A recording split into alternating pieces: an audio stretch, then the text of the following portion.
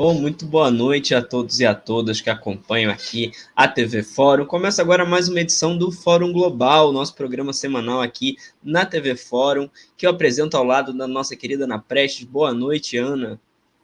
Boa noite, Lucas. Boa noite a todas e todos que nos acompanham aqui no Fórum Global. É isso, Ana. Hoje a gente vai continuar um assunto que a gente começou na semana passada, né? O Hugo, sempre que vem aqui, ele traz alguma coisa que a gente vai acabar falando na semana seguinte, né? O nosso oráculo aqui do Fórum Global, sempre que o Hugo vem tem alguma novidade, chamamos ele novamente de novo hoje, né? Para continuar essa nossa conversa, né? Sobre uma possível articulação dos Estados Unidos para derrubar Vladimir Putin, né, Ana? Na verdade, foi, acho que um ato falho, né? Parece que foi um ato falho ali do Biden.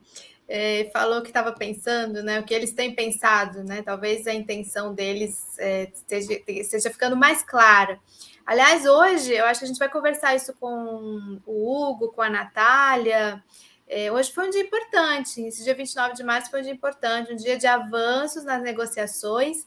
E curioso, no dia que avançam as negociações, vários atores do Ocidente mostram as garrinhas, né? OTAN colocando, OTAN não, Pentágono com o seu plano para 2022, né? Incomodando a China, OTAN convidando a Ucrânia para participar de encontro de chanceleres em abril, Alemanha falando que possivelmente vai mandar mais armas, França falando que a negociação não é bem assim. E os americanos falando que, na verdade, Putin não é bem isso que o Biden quis dizer, mas que, ao mesmo tempo, não dá para continuar Putin. Então, hoje é um dia muito interessante para a gente conversar sobre a guerra, né? É isso, Ana. Eu quero chamar então para a nossa conversa a Natália Urban, jornalista aqui sempre conosco, e o Hugo Albuquerque também. Os dois são convidados aqui de honra no nosso programa, campeões de audiência aqui no Fórum Global. Muito boa noite, Hugo. Boa noite, Natália. Boa noite, galera. Valeu pelo convite. E aí, Nath? Tá bem? Boa noite, Hugo. Boa noite, Lucas. Boa noite, Ana. Ótimo estar aqui. Sempre muito bom estar aqui e muitas coisas para falar hoje também. Não só em relação ao Biden, mas também à União Europeia nessa questão que está tendo um papel muito importante, muito incisivo, né, na mudança de regime. Porque acho que esse é o termo que a gente tem que usar aqui hoje. É uma mudança de regime que eles estão tentando forçar, né? E acho que a gente tem que explorar isso, né? Eu até fiquei em dúvida com o Lucas. Por que eles estão falando? Eles estão querendo falar o seguinte: então não existe uma democracia na Rússia, então tem que implantar a democracia na Rússia, então tem que ver o que está por trás dessas palavras aí, né? Mudança de governo, mudança de regime, que é bem mais profundo ainda, né? O que eles querem. Para a gente começar a nossa conversa, gente, eu queria colocar então um vídeo, né, em que Joe Biden fez tal declaração, que depois o Blinken correu para dizer que não era exatamente isso, né? Mas a diplomacia estadunidense tem dado algumas bolas fora durante essa crise, né, de dizer mais do que deve, né? Não é a primeira vez que eles falam mais do que deve. Então tem a fala do Biden. Pedi depois para vocês comentarem sobre o que vocês acharam dessa declaração dele. A gente vai botar aqui a legenda foi do Metrópolis. A gente pensei até em colocar um vídeo dublado, mas achei que seria melhor o legendado, que o dublado era em português de Portugal, então ficou uma coisa um pouco... Eu acho que para a gente fica melhor o legendado. A dictator bent on rebuilding an empire will never erase a people's love for liberty. Brutality will never grind down their will to be free. Ukraine will never be a victory for Russia, for free people refused to live in a world of hopelessness and darkness. We will have a different future, a brighter future, rooted in democracy and principle, hope and light, of decency and dignity, of freedom and possibilities. For God's sake, this man cannot remain in power. God bless you all, and may God defend our freedom, and may God protect our troops. Tá aí a declaração do Biden. Depois eu queria até perguntar para a Natália como é que foi repercutir na Europa, porque aqui no Brasil eu tenho visto mais manchetes dizendo não foi bem assim do que o que ele de fato falou. Hugo, como é que você viu essa declaração? Foi um ato falho? Foi uma sinalização? Como é que você analisa essa declaração? Lembrando que o Hugo falou um pouco sobre isso na semana passada, né? Sobre um plano para tentar derrubar Vladimir Putin, né? Como é que você vê essa declaração do Biden? É o que na psicanálise, Lucas, chama de retorno do recalcado, né? Wiederkehr das Vertrankten, acho que em alemão, é o retorno do recalcado. A coisa que você recalca volta no sonho, no sintoma neurótico e no ato falho. No caso, não é um ato tão falho assim, porque um discurso de um presidente americano é escrito, é revisado. O problema é que bateu errado. Bateu errado porque a Rússia fez uma checagem, falou, é isso mesmo? Né? Então, há um limite para a coisa, e quando o Biden fez isso, ele ajudou o Putin, porque, primeiro, Biden não mentiu. Essa estratégia que está dada nos Estados Unidos, mas não é agora. É uma estratégia que está dada há muito tempo. Vamos ser justos aqui, num primeiro momento, os Estados Unidos apoiaram a entrada do Putin no poder, porque os Estados Unidos apoiavam o Boris Yeltsin lá nos anos 90. Porém, a coisa mudou na medida que o Putin ele incorporou elementos nacionalistas à Rússia capitalista que não agradavam aos Estados Unidos. E, de uma maneira muito tranquila, o Putin foi semi-aposentado, não agora, mas em 2008, quando ele foi mantido como uma figura importante na Rússia e virou deputado e primeiro-ministro, né? O presidente se tornou o Medvedev, que não era exatamente uma simulação do aparato de poder da Rússia. Era, naquele momento, uma forma realmente de colocar um presidente mais amigável ao Ocidente. Mas, dentro de tudo que ocorreu, de alguns avanços ocidentais, o Putin conseguiu se impor e voltar a ser presidente e trocou de posição com o Medvedev. E desde que o Putin voltou, isso não agradou aos Estados Unidos, que começaram a tomar posições em relação ao espaço pós-soviético e pontos e aliados da Rússia, pontos estratégicos da Rússia no mundo, passaram a ser derrubados. Vide a Síria, que a revolta popular contra o regime do Assad se tornou uma revolução colorida, movida ao apoio ocidental, e quando as forças laicas não se mostraram capazes de derrubar o al-Assad, os Estados Unidos não se constrangeram em se aliar às petromonarquias, que não tem nada de democráticas, a Arábia Saudita e todo aquele bojo de país, o Catar, para atacar a Síria e, inclusive, financiar grupos terroristas, fundamentalistas, contra a Síria. E, no fundo, contra a Rússia.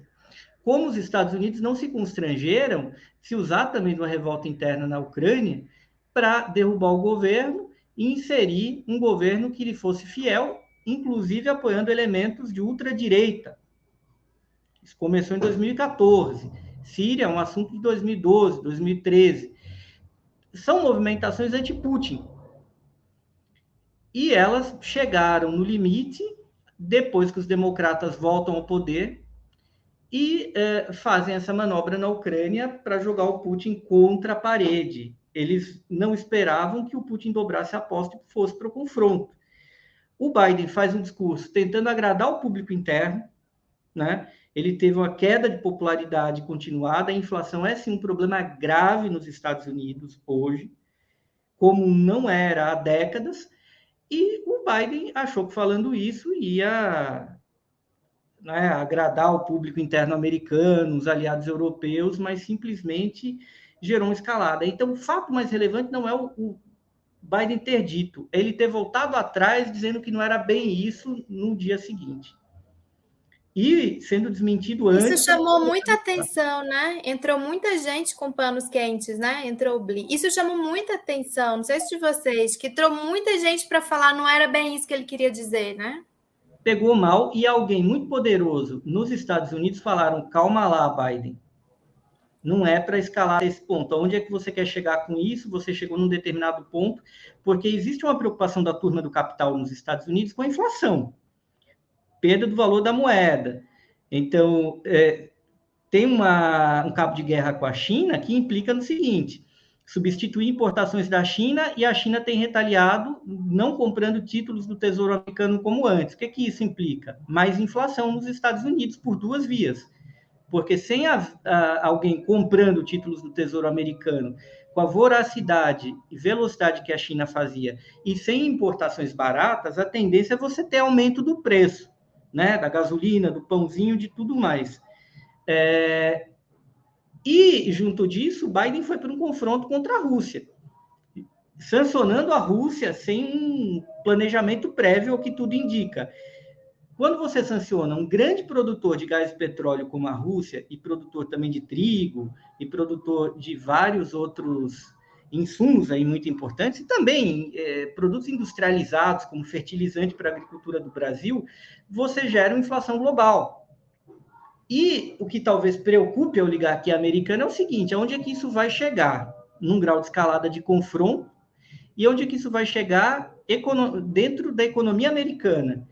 Levando em consideração que menos americanos acham que o Biden é responsável pela inflação do que brasileiros acham que o Bolsonaro seja. Porém, a taxa de conversão da insatisfação com a inflação nos Estados Unidos em queda da popularidade do presidente lá é maior do que aqui. Então, a tolerância dos americanos tem sido menor, embora o Biden esteja sendo apontado por pesquisas de opinião como o maior causador da inflação, mesmo que o público não saiba exatamente quais as causas que conduzem a essa inflação, elas atribuem ao presidente as mudanças que ele fez de alguma maneira. Essa intuição popular tem se tornado um problema para o Biden, porque desde o meio do ano passado a inflação americana é crescente, e a queda na popularidade do presidente idem. Até que ponto essa popularidade ajuda ele, essa inflação afeta na popularidade dele? Tudo que tem se mostrado até agora é negativo, mas eu entendo que há uma preocupação muito grande da escalada do conflito e, dos efeitos econômicos do conflito e como isso pode se tornar um problema político, né, para o Partido Democrata, que vai ter eleições nos Estados Unidos no final do ano. Eleições para quê? Lembremos, a Câmara dos Deputados nos Estados Unidos é renovada a cada 2 anos, ao contrário do Brasil.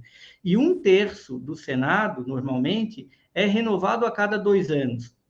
É um pouquinho diferente daqui. Então, o presidente americano, no meio do mandato, sempre enfrenta uma eleição parlamentar, que é muito importante, pode ser crucial.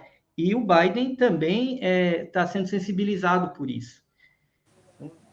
É um pouco esse quadro, mas o que o Biden falou é aquilo que, na minha opinião, estava em curso de maneira acelerada já há alguns anos. Eu sou dessa opinião, de que alguns elementos internos na Rússia já pensavam em derrubar o Putin para colocar talvez um governo mais neoliberal comportado, e tinham o apoio do Partido Democrata. Então, isso está por trás da ação do Putin na Ucrânia. É uma resposta também a uma operação de mudança de regime que estava sendo tratada na surdina, a chamada Guerra de Sombras, né? Como no século XIX, na disputa entre Inglaterra e Rússia, na disputa ali de serviços de espionagem. E é uma coisa que o Eisenstein, ele brincava lá no Alexandre Nevsky, né? A Guerra de Sombras lá. O Breno Altman até lembrou disso quando ele comentou o filme, quando eu fui lá. E é a questão central, acho que nos une aqui, é uma visão partilhada, como a questão do imperialismo dos Estados Unidos como esse hegemon global em crise, e realizando ações um pouco radicais pelo mundo, é o grande tema da política global nos próximos anos. Estava falando isso com o camarada Fábio Palácio, Ana, que nos visitou aqui agora há pouco. Fábio veio lá, e aí a gente até tirou uma foto falando, eu acho que o recorte daqui para frente, no que diz respeito, inclusive à luta de classes no Brasil, é a temática do imperialismo e como ela vai reverberar aqui. E isso quer dizer, como é que os Estados Unidos vão se comportar de agora em diante? Eu tendo a ser pessimista, e eu acho que essa questão da Rússia e da Ucrânia envolve bastante isso, e a gente, lembrando, a gente ainda não viveu e não foi afetado pelo grosso dos efeitos econômicos dessa guerra. Isso vai acontecer nos próximos meses. Natália, como é que você vê isso? Eu ia te perguntar, como é que você vê essa questão de mudança de regime? Como é que isso está aí na Europa? Então, primeiro eu queria comentar uma coisa dos Estados Unidos, que o falou que é importante em relação principalmente à popularidade do Biden, e ele está tentando de uma maneira muito estapafúrdia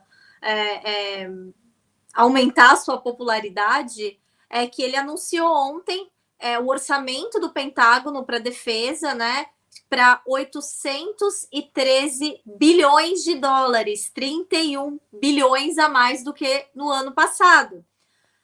Se ele tem dinheiro para gastar nisso, ok, bom para ele. Vamos lá. Tipo, e os chineses usando, né, dessa lógica, não é? Né? Os chineses estão bem incomodados com isso. Porém, Ana, não só os chineses, o próprio povo estadunidense. Por quê? Já foi anunciado, inclusive por congressistas dos democratas, de que se não passarem um novo pacote de Covid, o governo estadunidense não vai ter dinheiro para dar, se necessário, uma quarta dose de vacina. O governo estadunidense aumentou em 31 bilhões o orçamento militar para um conflito na Ucrânia, porém, eles não estão pagando mais a saída, como se fosse assim, uma licença de trabalho se você está doente. As pessoas, acabou todas aquelas, não vou falar benefício, porque a gente tem o SUS, então é até hipócrita, mas sabe, as ajudas, né, que o governo estadunidense estava dando para as pessoas pagarem suas despesas médicas durante a Covid. E, principalmente, né, o acesso a um salário-desemprego, ou ajuda, né, o Covid Relief Fund, que seria como se fosse, né, um auxílio pandemia, né, que eles estavam dando lá. Então, quer dizer, o governo não tem dinheiro diz que não tem dinheiro para pagar isso, mas está gastando dinheiro num conflito do outro lado do mundo.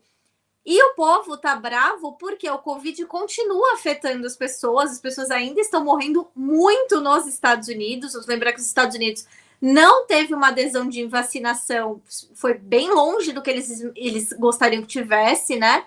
Tanto é que a gente tem que lembrar de uma maneira assim bem nojenta até, de quanto de vacina quase vencendo ou até vencida que os Estados Unidos despejou no sul global, porque o povo lá se recusou. Muitos estados tiveram tipo menos de 50% da adesão de pessoas vacinadas, né? Que eles tentaram fazer de todas as maneiras, dar desconto, cupom, presente, enfim. E mesmo assim as pessoas não quiseram se vacinar. Então, assim, o Covid ainda é uma realidade pesada, ainda tem muita gente sendo internada, assim como aqui na Europa também tem.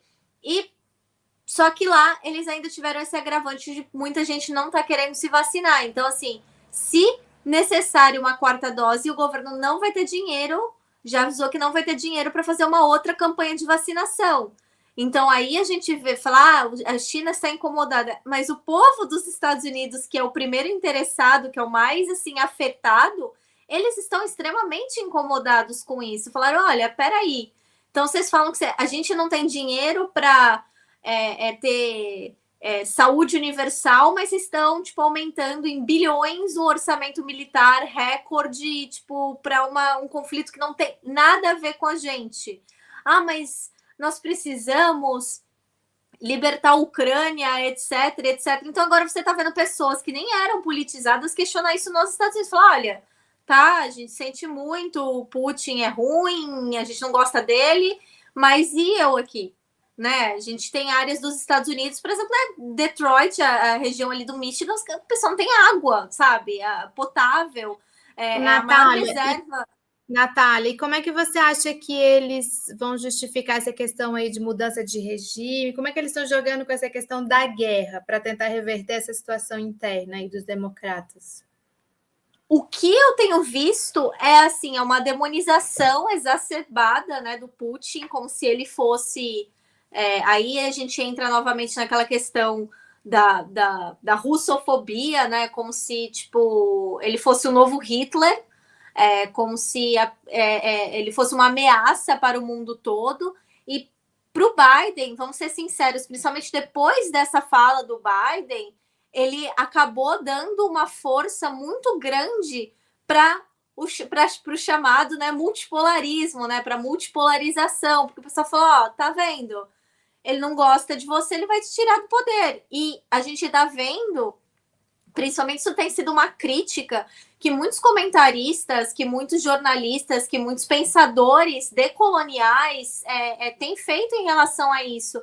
Porque eles falam, o mundo está contra Putin. O pessoal fala, não, quem é o mundo? O mundo é Europa e Estados Unidos, porque a África, a Ásia, a América Latina, sabe? A América tem a Colômbia, mas, né?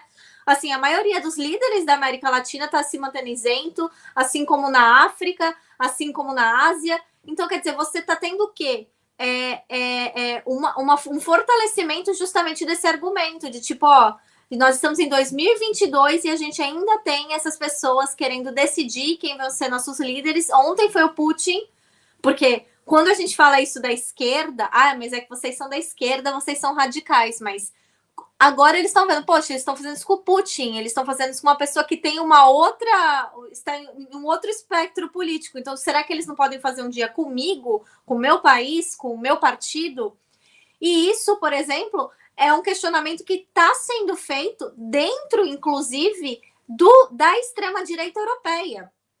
Ontem e hoje a gente viu rachas assim, de partidos, de movimentos da extrema-direita europeia que fizeram até parte do movement do Steve Bannon, que tradicionalmente trabalham juntos na União Europeia, né, fazem parte dos blocos da União Europeia, agora racharem. O PiS da Polônia rachou com o partido do Orbán, porque falou, porque o partido do Orbán está demais do lado do Putin. Você tem a AfD dando discurso no parlamento alemão falando, mas o governo da Ucrânia também não pode reclamar quando as pessoas falam que tem nazista lá, porque eles deixaram que os nazistas tomassem o poder. Tipo assim, é irônico a gente ver o AfD reclamando de nazista, mas é a realidade. Você tá vendo que tá tendo um questionamento da própria extrema-direita em relação a isso. E a questão da Hungria, eu digo mais, né, em relação a essa questão com a Polônia, porque o que pegou da Hungria? Não foi nem tanto assim um apoio mais tácito ao Putin. Foi porque a Hungria, diferente de outros países, eu até não admiro, mas assim, tenho menos asco dessa ação deles, é assim, a gente não quer refugiado. Não, mas é ucraniano branco. Não quero refugiado. Então, assim, não é que eu odeio esse porque é negro, esse é muçulmano. Não, eu odeio todo mundo. Então, um ódio, é uma igualdade dentro do ódio deles. Então, eles não quiseram se envolver justamente por isso. Porque a gente tem que lembrar que uma semana antes dos conflitos, a gente estava tendo a Polônia, a Hungria brigando na União Europeia para não receber refugiados. E agora você tem a Polônia lá abraçando, recebendo o pessoal com flor e batendo palma. E ao mesmo tempo que você está vendo isso... Alguns, né? Alguns eles batem palma, outros não. Não, para os ucranianos eles estão batendo palma, os ucranianos brancos. Porque, por exemplo, ontem eu estava vendo uma matéria que saiu numa mídia estadunidense dizendo que tipo, eles estão mandando, né, o Peace Corps, né, os corpos de paz, né, que são organizações internacionais de ajuda humanitária, estão mandando voluntários para o leste europeu para receber esses refugiados. E o Peace Corps falou, olha, a gente está dando um treinamento extra para as pessoas que nós estamos recebendo, para os nossos voluntários que são negros, porque eles vão ouvir ofensas racistas dos refugiados e eles não podem reagir porque é da cultura deles. Então, agora eles estão tentando dar uma maquiada nesse racismo extremamente exacerbado desses países, como tipo, não, mas é a cultura deles. Então, quer dizer, eles estão ao mesmo tempo que a Ucrânia virou um ocidente, também não é um ocidente, porque no ocidente, por mais hipocrisia, racismo estrutural, violência policial contra pessoas racializadas que a gente tenha, você tem um mínimo de conhecimento e um mínimo de amparo legal para saber que você não pode chegar para uma pessoa preta, você não pode chegar para uma pessoa muçulmana, você não pode chegar para uma pessoa não branca e falar coisas que são pejorativas à identidade étnica dessa pessoa. Agora não tem mais isso, agora não, mas é a cultura deles. Então, quer dizer, eles ficam procurando caminhos assim para desculpar. E o que você está vendo nisso? Além, né, dessa racha da extrema-direita, que eu achei bem surpreendente, vou ser bem sincera, você está vendo uma parte, isso eu e o Hugo, a gente estava até conversando, né? Uma parte da esquerda europeia, que era uma parte da esquerda que a gente já conhecia, assim, que já era bem crítica a essas movimentações imperialistas, principalmente das alianças dos Estados Unidos e dos Estados Unidos influenciando a política externa da Europa abertamente, isso não é de hoje, se movimentando em relação não só contra os Estados Unidos e os países da OTAN da Europa estarem alimentando que esse conflito continue, porque se você dá mais armas, eles vão lutar, eles não vão procurar dialogar, eles não vão, não, eles estão recebendo armas, eles estão recebendo dinheiro, eles estão, o governo estadunidense lançou já um programa para a reconstrução da Ucrânia, então eles sabem que eles não vão ficar quebrados como outros países, como o Afeganistão ficou, eles não vão ficar quebrados como os países da África, eles vão ter uma ajuda de reconstrução, então eles estão metendo bala mesmo. Então, essas pessoas estão justamente criticando isso e também falando do seguinte, falando, olha, isso que o Hugo falou, vocês estão atacando um país que é extremamente vital para a sobrevivência do mundo, por diversas razões, né, por questões tipo, de exportação, da própria tradição do país, a questão dos grãos, né, não só da Ucrânia, mas também da Rússia, e vocês não estão pensando na classe trabalhadora. Aí eles falam, não, mas a gente vai tentar suprir isso. Aí eles estão tentando fazer em relação à comida, eles estão tentando fazer planos de emergência, de contingência. Eles vão pagar, a União Europeia vai pagar armazéns para poder armazenar o máximo de comida que eles puderem, sem ter que aumentar o preço dessa comida exageradamente, mas o combustível já aumentou. E aí, o que você está tendo? A Espanha está toda parada. Por que a Espanha está toda parada? Porque ela teve um aumento de combustível. E falaram, quando é que vocês vão sair das ruas? Quando baixar. Fala, mas não tem negociação, tem que baixar. Mas aí a gente não tem o que fazer. Por que eles não têm o que fazer? Porque a União Europeia fechou um acordo para suprir uma parte desses combustíveis com os Estados Unidos. Que aí, por que os Estados Unidos está tão interessado que essa guerra continue? Porque eles conseguiram algo que eles estão pleiteando há quase 10 anos, que era aumentar justamente essa exportação de combustíveis, principalmente do gás liquefeito, né, para a Europa.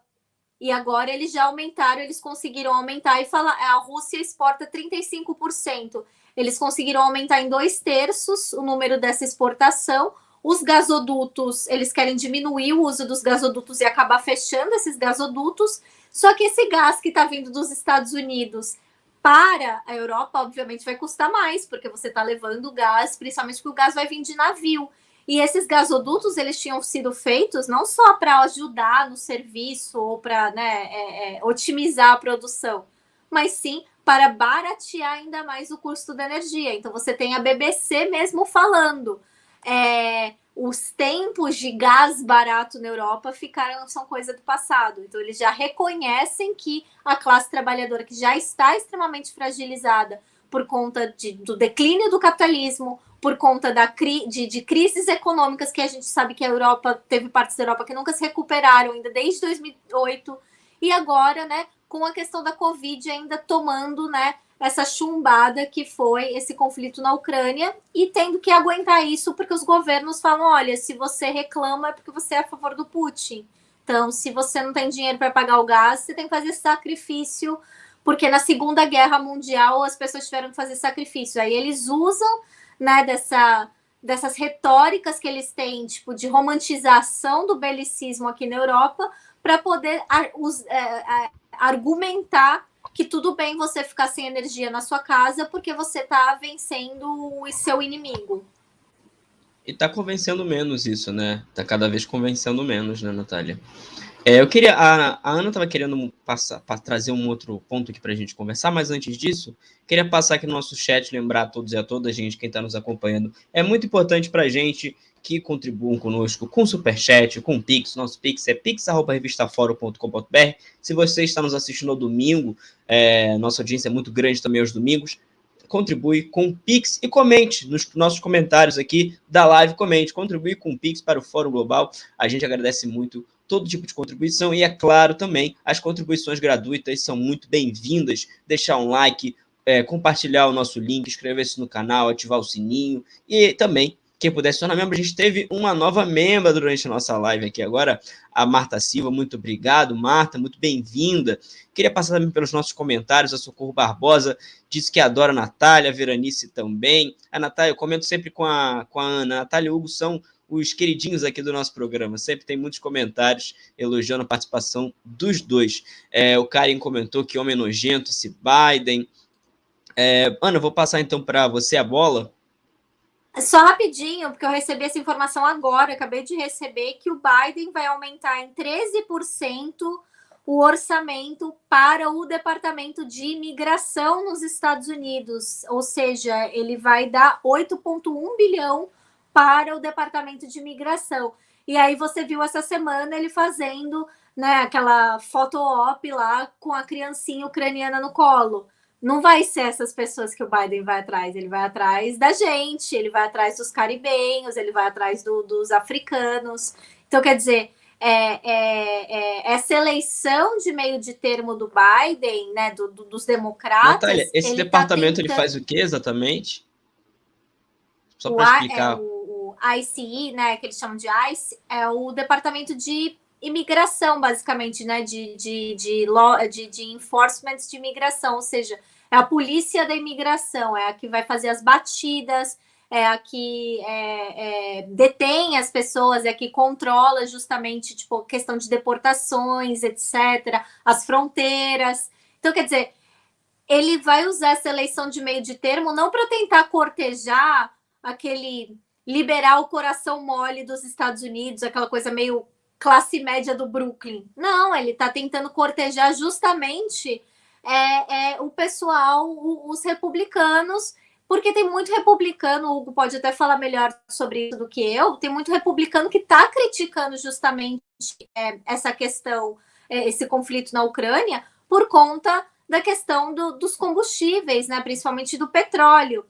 E aí a gente tem também, dentro disso, a agenda, né, uma agenda que não é só dos Estados Unidos, não é só do Biden, é uma agenda que já vem há muito tempo, da OTAN novamente voltando a falar e agora tendo um argumento palpável para falar, olha, eu acho que nós, os países da OTAN, nós precisamos ter nossas próprias reservas de petróleo, algo que, quando eles tentaram propor isso há anos atrás, a Espanha e a França foram contra. Agora, com toda essa crise, e principalmente, por exemplo, a gente vendo a Espanha toda na rua, como eu disse, vai ser um argumento muito mais fácil de abraçar, né? Falar, realmente, né? E se acontecer de novo, ou se quanto tempo vai durar isso, a gente tem que ter nossas próprias fontes de petróleo, sim. E isso aí é mais problemático ainda na questão da mudança de regime, porque esse petróleo não vai surgir do país deles, né?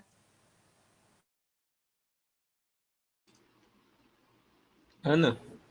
Eu queria fazer uma pergunta. Muito bom esse panorama que a Natália fez, passando pela Europa como um todo, trazendo uma série de informações importantíssimas. Eu queria voltar um pouco mais para o conflito em si, né? A Ucrânia como esse palco aí desse conflito, que é muito mais amplo por tudo isso que a Natália falou. Então, o conflito começou dia 20, essa parte do conflito que vem desde 2014, que é a armada, a bélica, começou no dia 24 de fevereiro, então hoje tem um pouco mais de um mês, hoje nós estamos no dia 29 de março.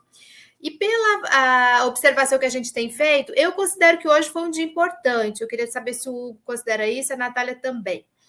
Porque, se não me engano, foi a 6ª mesa de negociações, desde aquela primeira Bielorrússia, depois outras na Turquia, com morte, envenenamento, assassinato de negociadores, com toda uma questão aí envolvida entre essas negociações, e muita gente do Ocidente jogando água fria, né, tentando impedir o avanço das negociações. O que saiu de hoje da boca das delegações da Ucrânia e da Rússia foi: da Ucrânia, estamos preparados para uma neutralidade militar e nuclear, E da Rússia, estamos preparados para um arrefecimento da operação militar em Kiev e Chernígov, e pedimos aos ucranianos que respeitem a Convenção de Genebra de não tortura dos presos de guerra. E o negociador russo chegou a falar: estamos em condições de preparar um tratado para uma possível reunião entre os chefes de Estado, né, os chanceleres depois. Ou seja, eu achei isso bastante avançado. Enquanto isso, toda a imprensa e a mídia ocidental jogou pouca luz sobre esse desfecho, esse passo que foi dado após 3 horas de reunião lá em Istambul, e jogou muita luz na fala do Biden de que está mandando soldados que lutaram no Afeganistão para a Ucrânia, dos alemães falando que se os ucranianos estão achando que é pouca arma, nós estamos fazendo o possível, mas vamos tentar remediar. O Macron falando essas negociações não avançaram tanto assim, como estão... Ou seja, e a OTAN convidando a Ucrânia para ir para a reunião de chanceleres em abril, Pentágono fazendo esse pacotaço aí, e que ameaça claramente a China.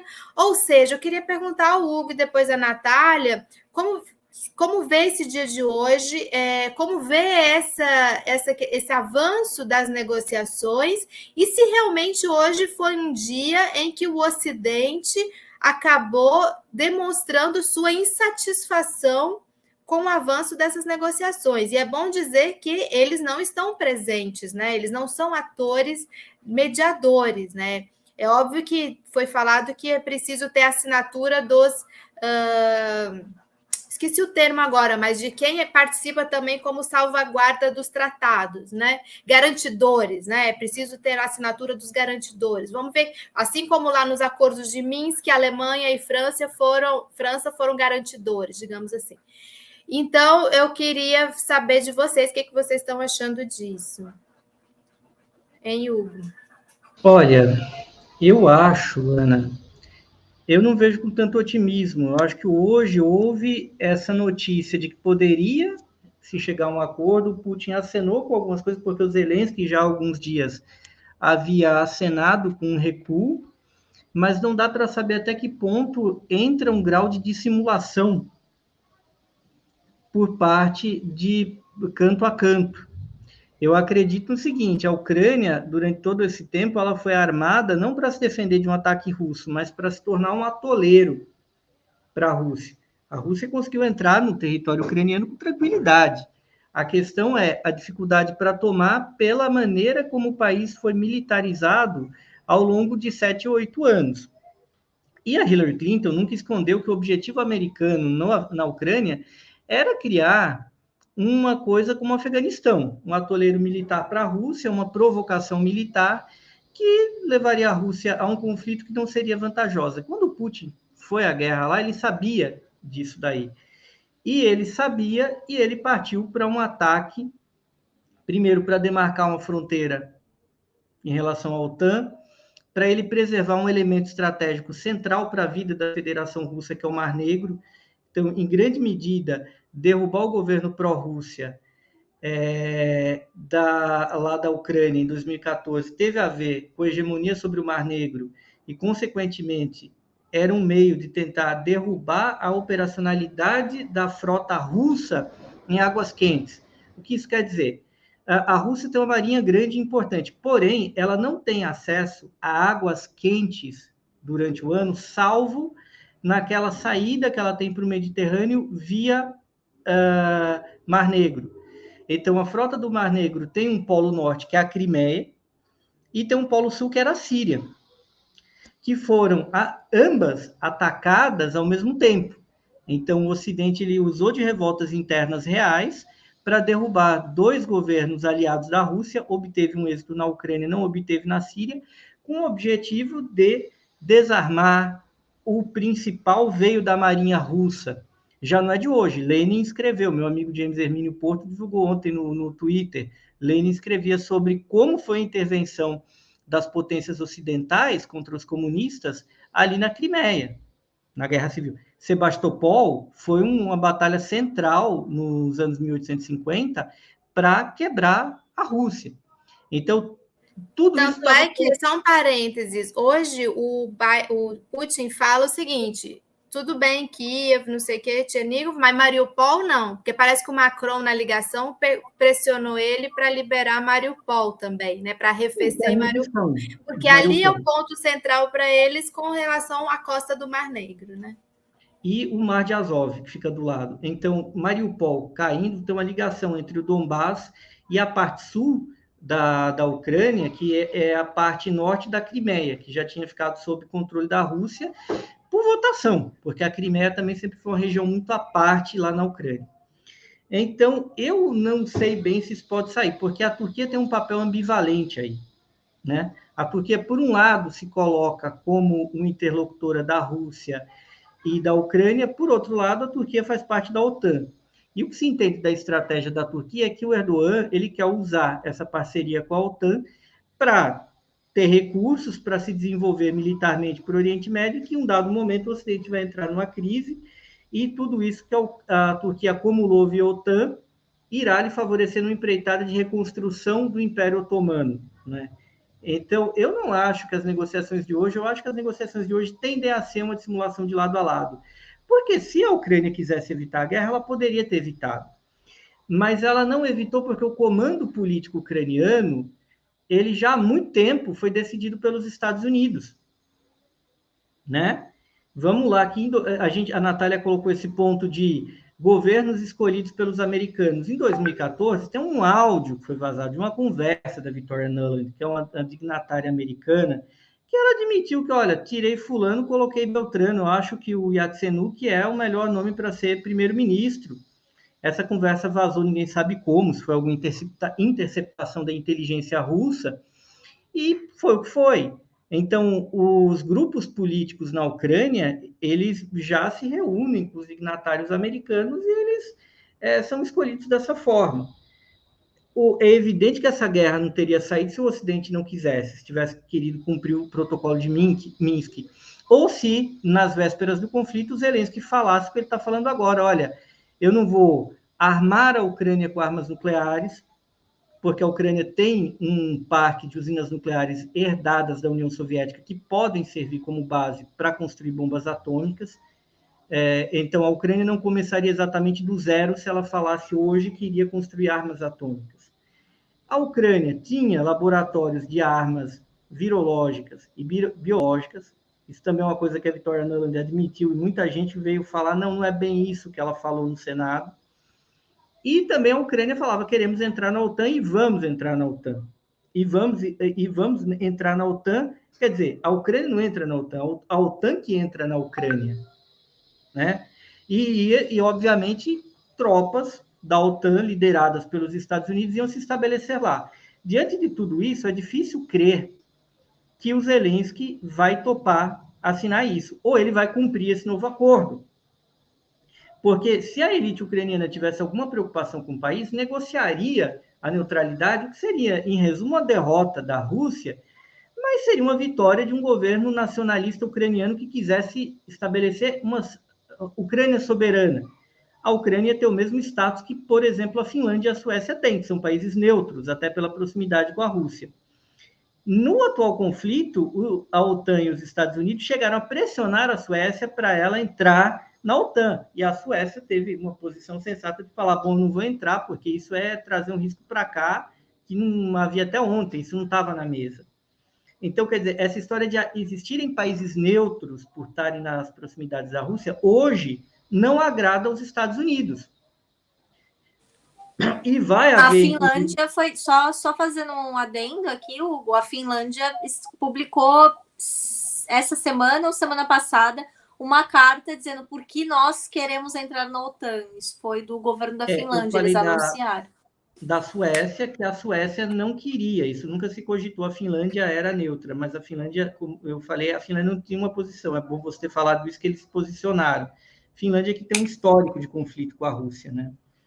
E era um país, embora a esquerda tenha voltado a se fortalecer lá, é o país mais conservador daqueles todos.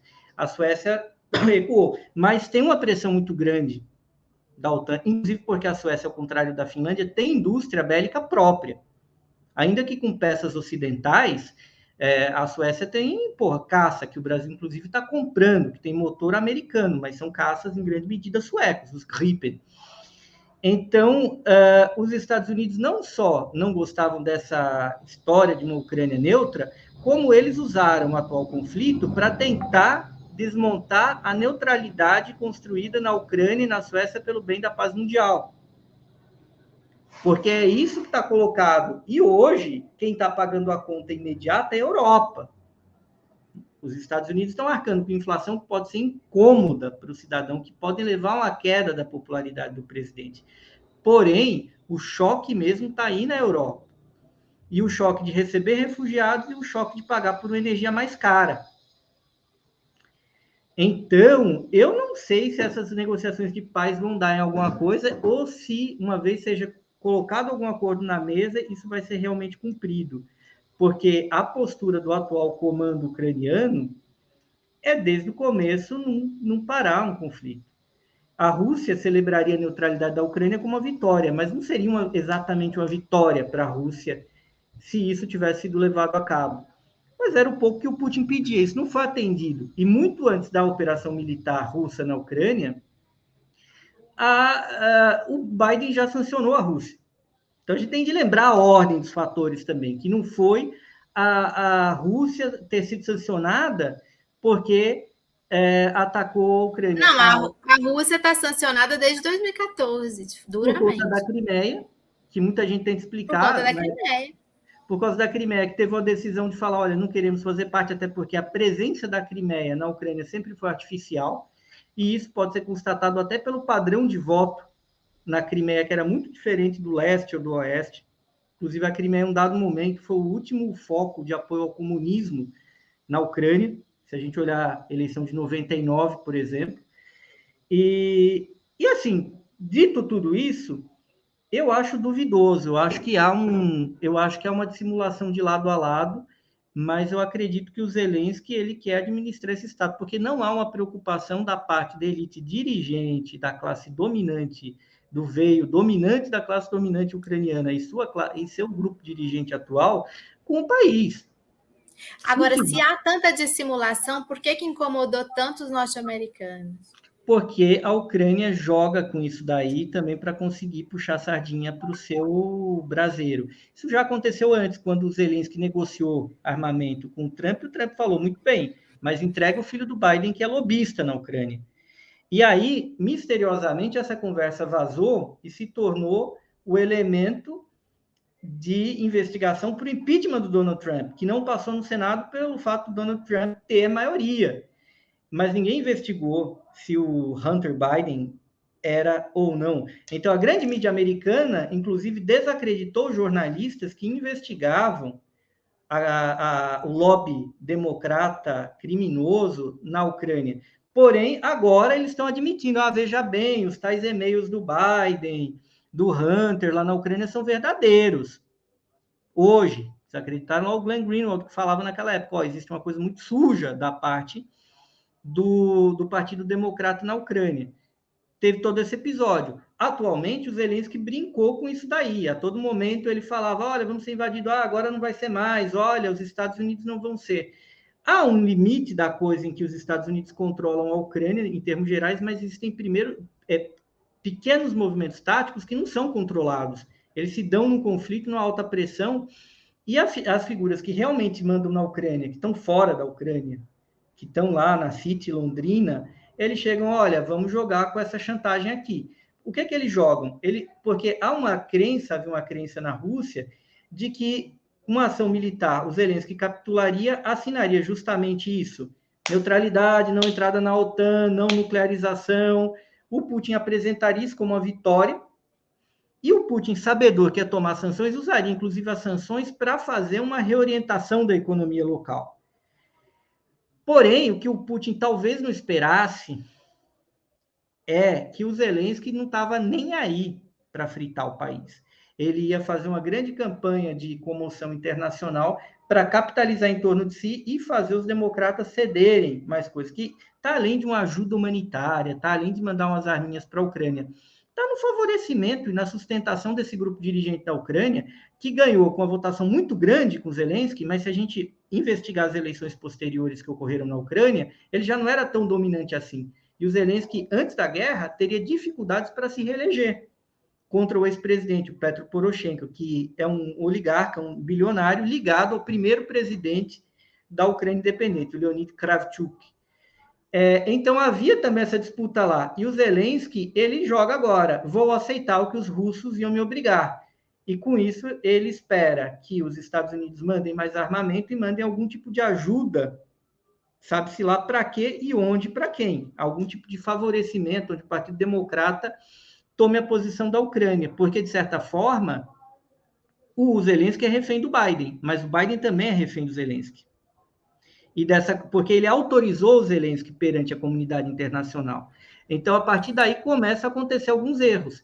E a Rússia se depara com uma guerra muito mais dura do que foi, porque a Ucrânia foi armada de uma maneira não convencional, não para se defender, mas para ser um atoleiro, do mesmo modo que o Ocidente armou o Afeganistão contra a União Soviética, não para o Afeganistão ganhar da União Soviética no campo de batalha, mas para terem uns armamentos ali para dificultarem uma ocupação e assim gerarem uma dificuldade estratégica e um prejuízo econômico.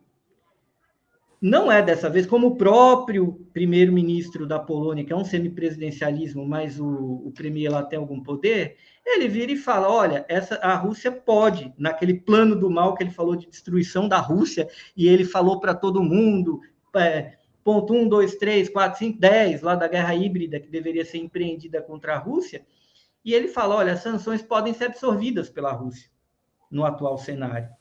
É um pouco diferente da União Soviética, que a União Soviética tinha muito mais força que a Rússia atual, mas ela tinha algumas fragilidades que a Rússia não tem. A União Soviética ela não tinha comércio exterior, gente. A União Soviética era só para dentro. E ela tinha problemas agrícolas, que a sanção desde o início da Revolução Russa. A sanção de alimentos contra a União Soviética teve um peso grande. Hoje, a Rússia é a maior produtora de trigo do mundo. Então, sancionar a Rússia não é um problema alimentar da Rússia, é um problema alimentar para o mundo. Por mais que a Rússia seja mais fraca em algumas áreas, por exemplo, a indústria russa, comparativamente falando ao seu tempo, é mais fraca que a indústria soviética. Mas alguns itens, só que tem um detalhe, tem a China, que economicamente ela é maior do que a União Soviética foi e tem entrado em mercados. Então, a China pode ser um grande desafio para os Estados Unidos, porque a China está dentro desse comércio mundial. Então, tem essa dificuldade. E a ideia também de que derrubar o Putin pode gerar um efeito. O Putin também preparou o terreno minado dele. Se ele cair, a Rússia vai cair para a China. E é isso que o Biden foi advertir o Xi Jinping, falar, não faça isso, porque a limitação física também de uma troca de regime na Rússia pode acontecer, mas quem garante que vai cair na mão de um aliado do Ocidente? Ainda mais com a Rússia hoje em dia dependendo cada vez mais do capital chinês, por uma decisão soberana. E por conta das sanções que os Estados Unidos aplicaram contra a Rússia. Então, qual a garantia também que se um acordo for travado entre Ucrânia e Rússia, que essas sanções vão cair? O Biden não tem colocado isso.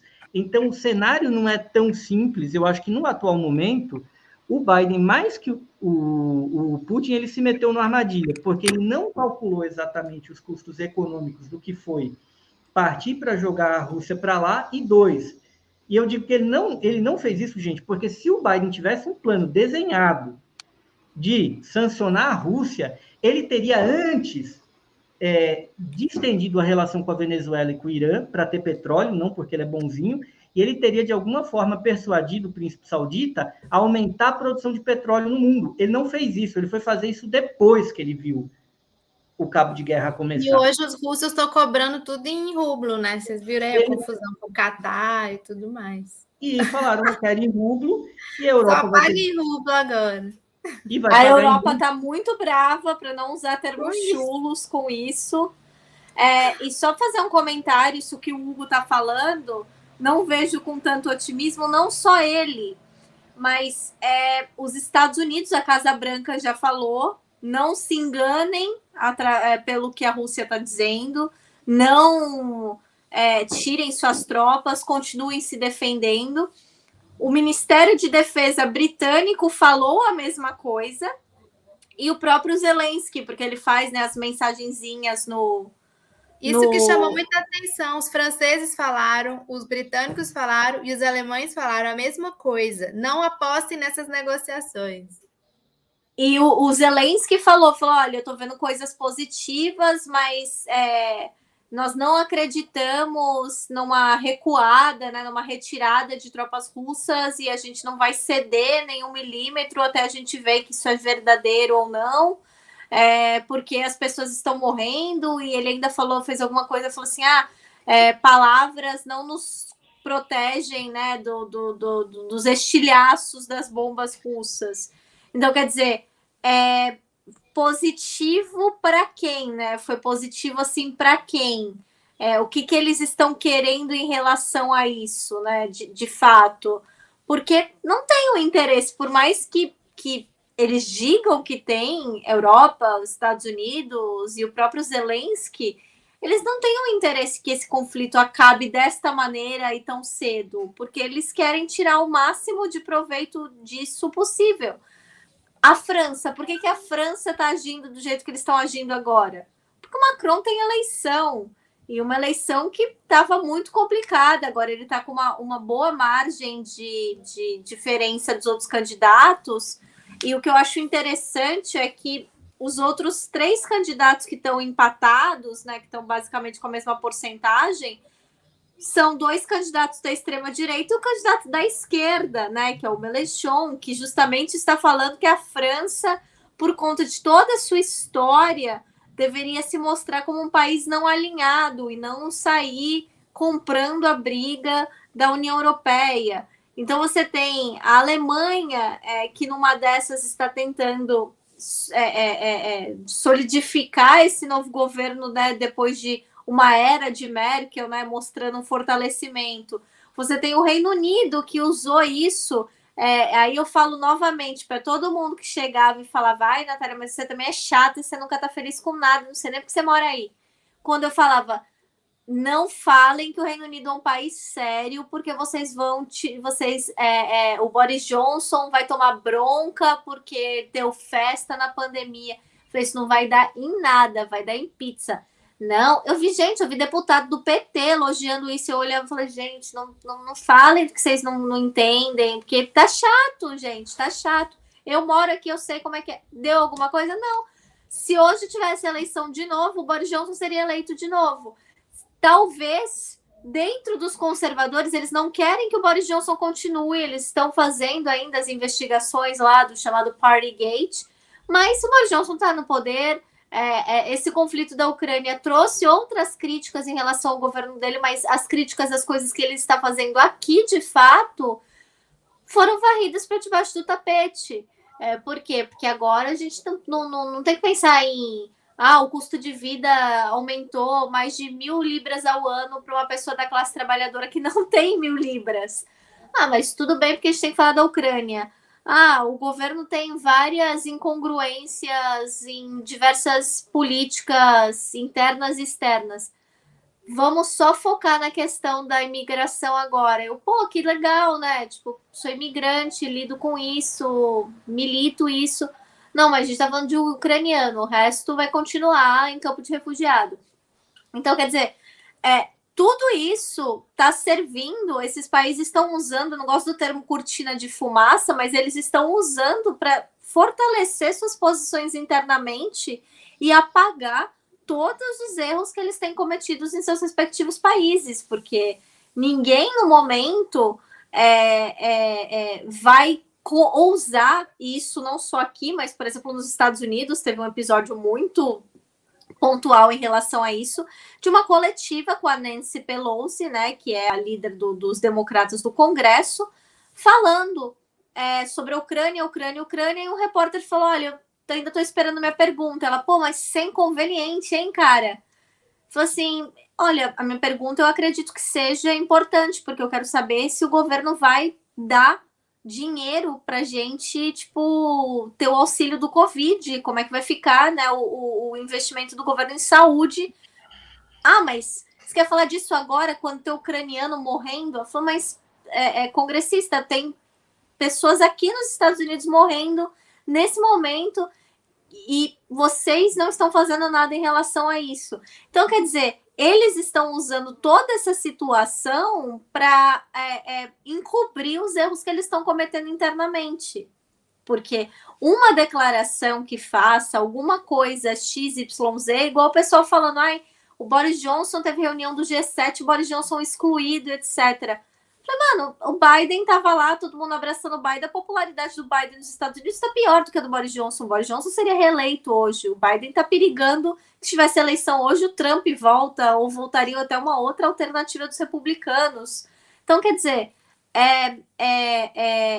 eu não acho que eles têm interesse real de que esse conflito termine tão cedo, porque eles estão se beneficiando disso. Por mais difícil que a situação econômica mundial esteja se tornando, e para alguns lugares, especialmente para o sul global e para a classe trabalhadora do mundo num todo, vai se tornar cada vez mais insustentável, eles estão lucrando sobre o que está acontecendo politicamente, em termos de aliança, mas eles estão ganhando e eles vão continuar com isso até o momento que eles falarem, ó, não dá mais para ganhar aqui, agora a gente vai ter que partir para uma nova estratégia, uma nova retórica. Gente, estamos próximos do nosso fim do programa. Eu queria passar aqui rapidamente no nosso chat, depois eu vou passar rapidinho para você, Hugo, para a Natália, para fazer um fechamento.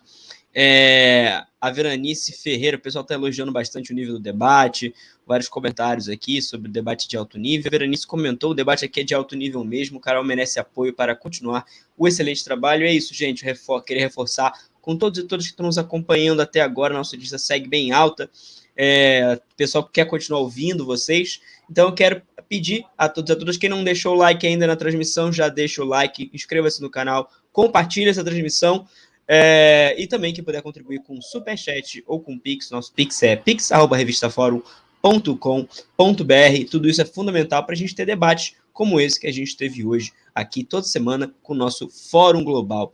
Hugo, queria te passar então para a gente poder meio que fechar esse nosso programa de hoje. Depois tem ainda a coluna do Rogério, mas eu queria passar para vocês fazerem um comentário final sobre essa questão. Não, e um detalhe adicional do acordo de paz, que talvez não saia, a postura ambígua da Turquia. E é bom lembrar um detalhe, que agora há pouco teve um conflito entre a Armênia e a Azerbaijão, em grande medida agitado pela Turquia, que é parte da OTAN.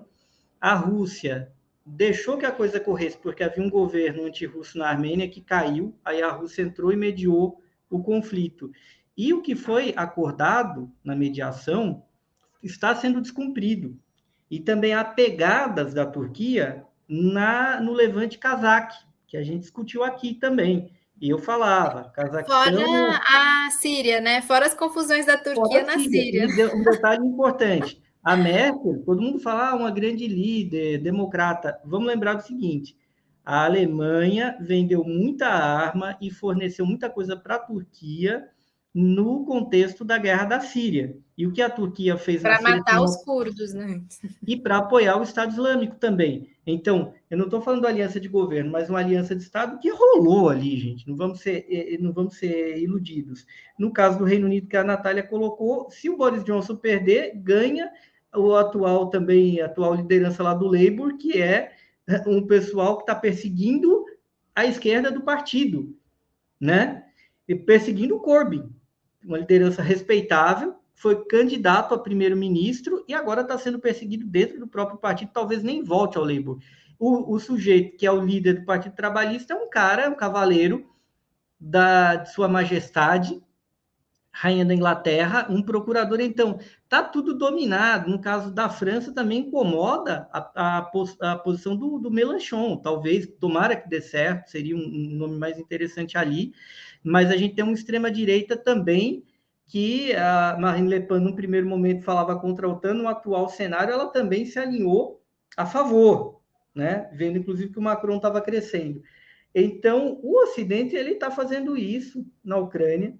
Ele quer fustigar a Rússia, vai continuar fustigando, porque a Suécia vai continuar sob pressão para aceitar o convite de fazer parte da OTAN, que não é um convite coisa nenhuma. A Finlândia talvez mude de posição, e com isso os Estados Unidos esperam demarcar um limite para a influência econômica chinesa na Europa, porque tudo que o Biden fez foi evitar isso. A Europa tinha um acordo de investimentos com a China, que foi para o lixo, porque quando o Biden entrou, o Biden virou e falou, isso eu não aceito. E a Europa voltou atrás também. Então, a coisa está longe de acontecer. Eu acho que isso é um desfecho. Que caminhe para uma derrota russa ou para uma vitória russa no campo de batalha, e eu acho que a Rússia já entendeu isso daí também, vai ser difícil um acordo de paz. Se esse acordo de paz for levado a cabo, eu temo que ele não vai ser cumprido também. É muito remoto que como o ele venha Minsk, né? Minsk 1 e 2 não foram cumpridos. O Minsk 1 foi cumprido, minimamente, cessar-fogo inicial, mas depois não foi cumprido. O que levaria Zelensky agora a fazer um acordo fiável, levando em consideração quem ele é e quem o banca, né? A estrutura, ainda mais depois do que aconteceu hoje, de como ele foi alçado, é um líder mundial, como a Europa teve a pachorra de pegar uma figura como ele e alçar ele a uma posição de líder global respeitável, né? Então, é tudo muito remoto, talvez o conflito possa cessar em algum grau, mas eu acho que a tensão vai continuar e talvez um acordo precário seja, de alguma maneira, costurado. Depende muito, eu diria, de uma coisa que o mundo não sabe, porque se na época que tinha um sovietólogo já era um pouco difícil, a gente parou de olhar para a Rússia, e a Rússia ela é um pouco... Tem analistas, Hugo, que falam que militarmente a Rússia já dominou, né? Mas isso é tema para um outro programa. Outro tema, mas depende muito da luta política dentro da Rússia. Então, por isso, eu tenho uma... Militarmente, eles já teriam ganho. Não muito... Eu acho que o conflito continua pelo menos mais um tempo. A Ucrânia, em algum momento, vai ter de ceder. Mas ela vai... até que ponto ela vai continuar sendo esse elemento de desestabilização? Né? De manter um conflito onde você sacrifica a sua população civil e você fala, olha lá como a Rússia é ruim, sendo que você está com a guerra perdida e você está fazendo o povo lutar e morrer. Não tem nenhuma preocupação dessa liderança política e essa liderança econômica que está fora do país, que é bilionária. Então, eu acredito que a Rússia, enquanto Zelensky estiver ali, a coisa vai ser disso a pior. Realmente, a serpente vai ter que ter a cabeça cortada. Não adianta pisar na cauda dela. Eu só queria falar em relação ao que o Hugo falou eles estão usando a população, não só a população deles, né? Porque a gente não pode esquecer dos voluntários internacionais e agora dos casos que estão explodindo de muitas pessoas, assim como os brasileiros, né? Que chegaram lá e falaram, então, mas não é nada do que falaram, o negócio aqui tá tenso e não tô afim não e quero ir embora. Então, assim, você tá vendo até pessoas que eram, né, tipo, famosas em internet, que faziam coisas fitness, enfim, que foram para lá, levadas, a gente não pode esquecer, por essa romantização do conflito bélico da mídia anglófona. Isso é uma coisa diária, isso não começou agora. Quem mora, quem conhece Europa sabe o quão obcecados eles são pela história de guerra deles. E essas pessoas chegaram lá sem nenhum treinamento, sem nenhum background militar, nenhum. Chegaram lá e viram que é uma guerra e que não é um videogame, que se você morrer não dá para recomeçar, né? Então, muitas pessoas... não só isso, a gente nunca vai poder esquecer que a Ucrânia e que o mundo ocidental foi cúmplice da morte de civis inocentes e levar civis inocentes para morrer. Porque você levar uma pessoa para um conflito em 2022 com armas militares extremamente modernas contra a Rússia, que é um país que, né, tipo, que só se equipara com os Estados Unidos em gastos e, né, com contingente militar, inteligência militar, táticas militares, para justamente pessoas que não têm nenhum treinamento, é você saber que a pessoa vai morrer, é você saber que você está disposto a sacrificar a vida dessas pessoas em prol de uma causa que não é nem abraçada por todas as pessoas da Ucrânia. A gente tem que sempre lembrar disso, né?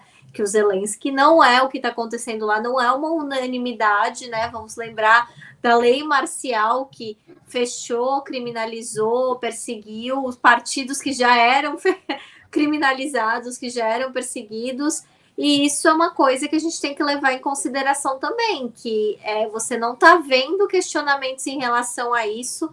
Quando a Rússia foi falar, inclusive, dos prisioneiros militares e pedir respeito às leis internacionais a prisioneiros de guerra, o que a ONU falou? Então, mas a Rússia também tá desrespeitando. Quer dizer, não foi a resposta ideal, entendeu? Tipo assim, a resposta ideal falar todo mundo teria, ou então vamos mandar emissários para garantir. Não, o que eles fizeram? Mostraram a parcialidade deles mais uma vez, né? Porque é aquilo. Então, assim, a gente tá vendo toda uma conivência, porque nós temos todo o Ocidente, nós temos toda a elite econômica global abraçando a Rússia, abraçando a Ucrânia. Então a gente está tendo toda uma conivência a essa retórica de que eles são coitados, de que eles podem fazer o que eles bem entenderem, e que o mundo tem uma dívida contra a Ucrânia, porque a Ucrânia é um país que eles falam, é um pequeno país. A Ucrânia não é um país pequeno, primeiro, já começa daí, né? Mas é um pequeno país que está tentando parar o monstro do Vladimir Putin. Então, assim, essa marvelização de um conflito real bélico vai ser, eu acredito que vai ser o motivo porque muita gente no mundo vai chorar a perda de familiar por conflito mesmo, né? Por questão do próprio conflito, ou pelas crises econômicas que isso está ocasionando. Então, a gente também tem que... E isso, novamente, não vai ser só na Europa, não vai ser só no leste europeu, isso vai ser no mundo todo. Maravilha, queria agradecer muitíssimo a presença da Natália, a presença do Hugo. Ana, você quer fazer um comentário final antes deles irem embora? Então é isso, obrigado novamente. Acho que não. Estamos encerrando, né? O debate continua. É isso, mais programas virão por aí falando sobre esses assuntos. E agradecer muito, lógico, sempre vocês aqui. Bom, gente, a gente está por encerrar, mas eu queria fazer... A gente tem um videozinho do Rogério para mostrar sobre a situação da Argentina, e antes eu queria fazer 2 destaques que a gente tem que ficar de olho. A gente ia falar sobre isso, mas não vamos falar. Pedro Castilho não caiu no Peru, ia cair, não caiu, ficou, se sustentou. A gente teve agora uma confusão no Equador, em que o presidente Guilherme Lasso falou que vou governar daqui em diante sem considerar que existe a Assembleia Nacional. Então a gente tem aí mais um risco de uma ditadura no Equador, né, com o banqueiro Guilherme Lasso, e também teve a aprovação de medidas neoliberais lá no Uruguai. Eu não sei explicar muito bem esse caso, mas o Roda Mundo com a Ana Prestes ontem comentou bastante sobre esse assunto, né? Ana, se quiser fazer aí uma propaganda do programa, então se quiser comentar brevemente sobre isso. Lucas, vou falar telegraficamente. O Lacaipu, quando venceu, né, as eleições lá em 2019 no Uruguai, ele trouxe um pacotaço, né, a gente chama um decretaço, uma lei gigante com mais de 400 artigos, e tipo assim, um pacote neoliberal mesmo, que prevê privatização, afeta leis trabalhistas, afeta a lei da educação de uma forma muito forte. E no Uruguai tem um dispositivo legal que, se você reúne um X número de votos, é como no Brasil, talvez, a lei de iniciativa popular, que você precisa de 1 milhão de votos, não sei, alguma porcentagem de votos da população, de assinaturas, para você conseguir entrar no Congresso, né, com esse projeto de lei. Então, lá eles têm esse dispositivo, se você conseguir X assinaturas, você pode entrar com o projeto de cancelamento ou revogação da lei. Eles conseguiram ano passado, em 2020. Aí 2020 veio a pandemia, né? Ficou essa luta. 2021 eles conseguiram mais de 800 mil assinaturas para revogar parte desse pacotaço, 135 artigos, mais ou menos, que era o núcleo central e que afetava de uma forma mais forte o país, né? e conseguiram, então, fazer um referendo popular. Então, ele pergunta se as pessoas, vocês aceitam revogar essa parte da lei ou não aceitam, né? E na verdade, ganhou o governo. O governo Lacaipu ganhou para manter a lei tal como ela foi aprovada no Congresso e com as emendas e tudo. Óbvio que a oposição também ali conseguiu algumas coisas com as emendas, mas eles não tiveram mais de 50% da população apoiando. E ficou ali 22 mil votos de diferença. Não sei se você lembra, a eleição no Uruguai ficou por 33 mil votos de diferença, né, para a aliança da direita contra a Frente Ampla. E agora 22 mil votos separaram o governo da oposição na manutenção dessa lei. Então, a oposição saiu, opa, a luta continua, estamos forte, e o governo falou assim, agora vocês me deixam governar, porque agora a população quer que seja essa lei. Então, está um embate, está polarizado. Deixa eu fazer uma propaganda de um canal aqui, parceiro, um canal irmão, que é o Opera Mundi. A gente fez ontem uma entrevista com a professora cientista política Constança Moreira, que já foi senadora pela Frente Ampla, só sobre isso. Então, quem tiver interesse no Uruguai, tem um Roda Mundo, que é um programa de conjuntura internacional só de mulheres, que acontece lá na Opera Mundi, e a gente fala sobre essa eleição. Deu dó, porque o pessoal da Frente Ampla estava muito confiante que ia ganhar, né? É isso, gente. Acompanhe, então, lá o Roda Mundo. Vou colocar aqui o videozinho do Rogério, gente, mas a gente já se despede, então. Muito obrigado pela audiência de vocês nesse nosso programa de hoje, né? Quem está nos assistindo nos domingos, quem está nos assistindo às terças-feiras, continue conosco e até a próxima semana. Olá, pessoal do Fórum Global. Falo aqui de Mendoza, na Argentina, e venho para relatar nessa semana um projeto de lei da bancada do Senado, da Frente de Todos, que é obviamente liderada pela Cristina Kirchner, que é vice-presidenta, mas na condição de vice-presidenta preside o Senado, preside os trabalhos do Senado. Vem a Cristina Kirchner e os seus senadores e senadoras da Frente de Todos apresentaram um projeto de lei que vai multar, e vai buscar e vai multar pessoas físicas e empresas que evadiram divisas do país, da Argentina, obviamente, e não declararam, ou seja, elas vão atrás de sonegadores. E eles acreditam que esse valor que eles vão taxar, esqueci de dizer o detalhe, eles vão taxar em 20% as pessoas, isso é a proposta do projeto, que diz o projeto, taxa em 20% as pessoas que evadiram divisas para o exterior sem declarar.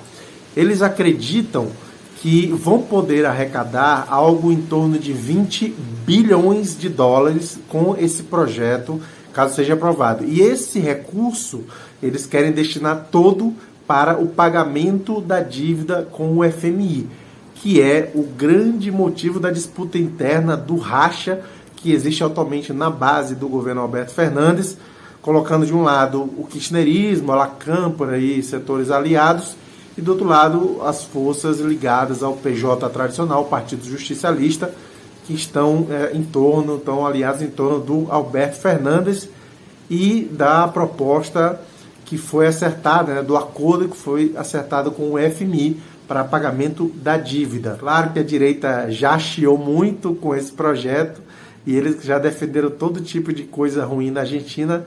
Agora a direita vai ter que defender os sonegadores de impostos. Vamos ver qual vai ser o resultado dessa disputa, que pode servir para unificar o peronismo. Enfim, acredita-se que essa seja uma tentativa também de unificar o peronismo em torno de uma proposta que pode ser consensual e pode, digamos, cimentar a base do peronismo. Um grande abraço e até a próxima semana.